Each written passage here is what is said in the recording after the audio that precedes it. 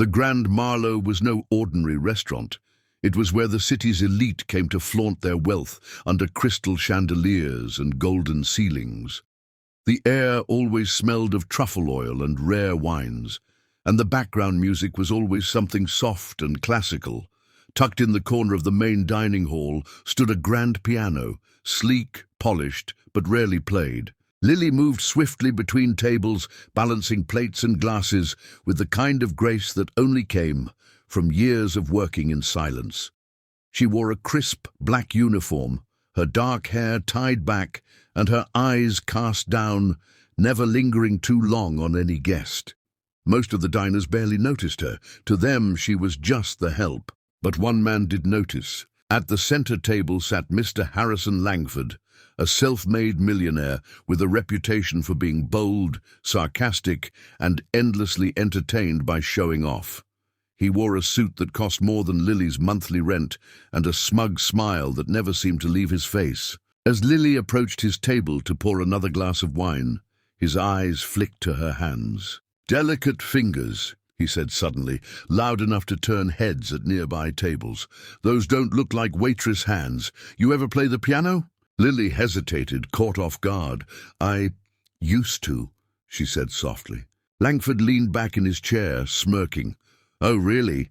That beauty over there hasn't been touched all night." He gestured toward the grand piano in the corner. "How about a little show, Miss Waitress? Play something for us. I'll make it worth your while." The room stilled. Conversations faded. All eyes turned toward Lily. A few guests chuckled. Some watched with curiosity. Others looked amused, expecting a clumsy attempt or a nervous refusal. Lily felt the heat rise in her cheeks. Her hands tightened around the wine bottle. "I haven't played in a long time," she said quietly. Langford tilted his head. "Then this should be interesting. Come on, entertain us. Impress me, and I'll tip you your entire weekly pay right now. Mess it up, and you go back to serving shrimp cocktails. Deal?" The challenge hung in the air. Lily's heart pounded. She hadn't touched a piano in years. Life had gotten in the way. Money, responsibilities, her mother's illness, bills she couldn't keep up with. Music was the dream she had buried under layers of reality. She could have said no. She could have walked away and saved herself the humiliation, but something in Langford's tone, the mockery, the arrogance, sparked something in her. She nodded. Without a word, Lily walked toward the piano. The room fell into silence. As she sat down on the velvet bench, she could feel dozens of eyes on her. Her fingers hovered above the keys. Her heart was racing. But somewhere deep inside, the part of her that used to live for music began to wake up. She took a deep breath. Then she began to play. The first notes Lily played were soft, uncertain, like a whisper testing the air. But within seconds, her hands found the rhythm, and her fingers began to glide over the keys with growing confidence. The melody bloomed. It was a piece she had written years ago, back when she still believed she had a future in music, back when she used to play in her small apartment late at night to soothe her ailing mother. It was full of sorrow, beauty, and a quiet strength that came from surviving life's storms. As the music filled the restaurant, the mood shifted. People stopped eating. Forks froze halfway to mouths. Conversations died mid-sentence. Even the waitstaff peeked around the corner, their trays forgotten. The room, which had been buzzing with laughter and chatter only moments ago, was now completely still, mesmerized. Lily's eyes were closed, lost in the music. Her body moved slightly with the rhythm, her fingers dancing effortlessly, as if they had never stopped playing. There was no fear now, only freedom. For those few minutes, she wasn't a waitress. She wasn't someone struggling to make ends meet. She was simply an artist.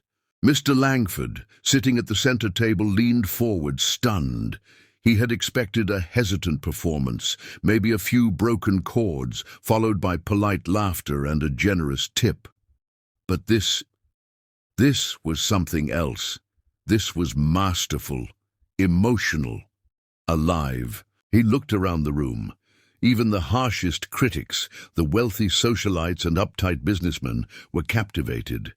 Some had tears in their eyes. Others were smiling softly, as if remembering something from their past. As Lily neared the end of the piece, the music slowed into a gentle, haunting conclusion. Her final note lingered in the air like a fading memory. Silence. Then all at once the room erupted in applause. Thunderous clapping echoed through the grand hall. Some stood, others whistled and cheered. One man called out, "Encore!" Someone else murmured, "She's not just a waitress." Lily opened her eyes, dazed. She hadn't expected this. She had only wanted to prove something to herself, to show she still had it. But instead, she had moved an entire room of strangers with nothing but her heart and 10 fingers. Mr. Langford rose to his feet slowly, still clapping.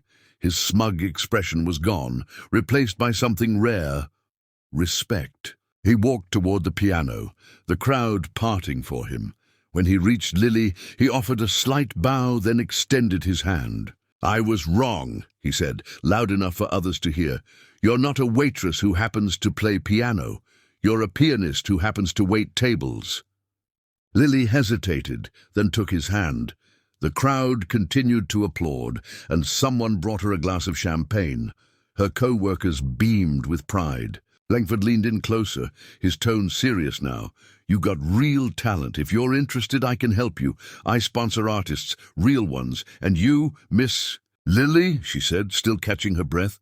"Lily," he repeated with a nod. "We'll talk. You deserve a bigger stage than this."